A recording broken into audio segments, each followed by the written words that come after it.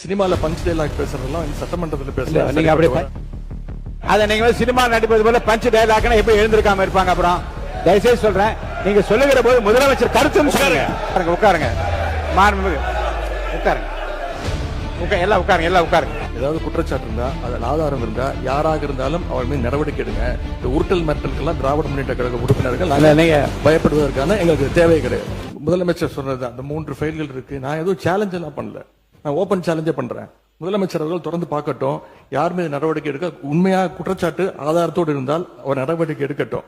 எனவே சினிமால punch dialogue பேசுறதெல்லாம் சட்டமன்றத்தில் பேசல. நீங்க அப்படி பஞ்ச் டைலாக் இல்ல நீங்க இதுங்க நான் என்ன சொல்றேன், இது நீங்க பேரவைத் தலைவர் இல்ல மாண்பு பாருங்க கருத்து இல்ல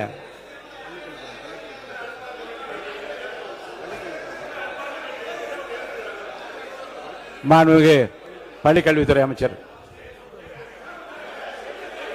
மாண்புமிகு பேரவைத் தலைவர் அவர்களே, முதல்ல உட்காருங்க. இந்த கேமரா டீம் அவன் சைடு கொஞ்சம் காட்டுங்க. ஏங்க மாண்புமிகு இருங்க, இல்லங்க ஆனரபிள் ஸ்பீக்கர் மூலமா ரெக்வெஸ்ட், இந்த கேமரா டீம் அந்த சைடு கொஞ்சம் காட்டுங்க. மாண்புமிகு முதலமைச்சர் கருத்து என்ன சொல்லுங்க. அத நீங்க சினிமா நடிப்பது போல பஞ்ச் டைலாக்னா எப்படி எழுந்திருக்காம இருப்பாங்க? அப்புறம் தயவுசெய்து சொல்றேன், நீங்க சொல்லுகிற போது முதலமைச்சர் கருத்துன்னு சொல்லுங்க.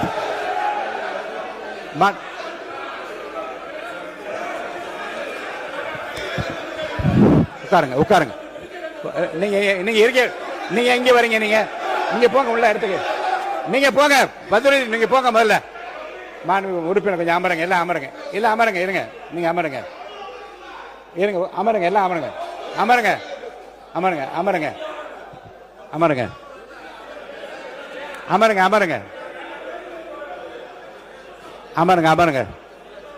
மாண்பு உறுப்பினர் கொஞ்சம் அமைதியா இருங்க. வாய்ப்பு தரேன்.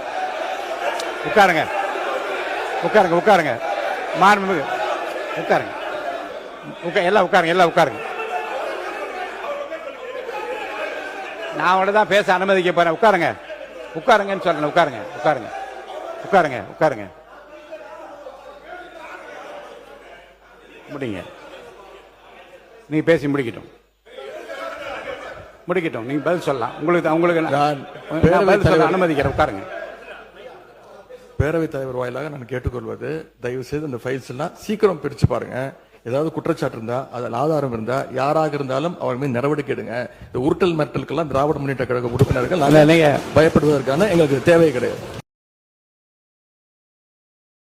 இந்த மாதிரி செய்திகளை உடனுக்குடன் தெரிந்து கொள்ள நமது சேனலை சப்ஸ்கிரைப் பண்ணுங்க.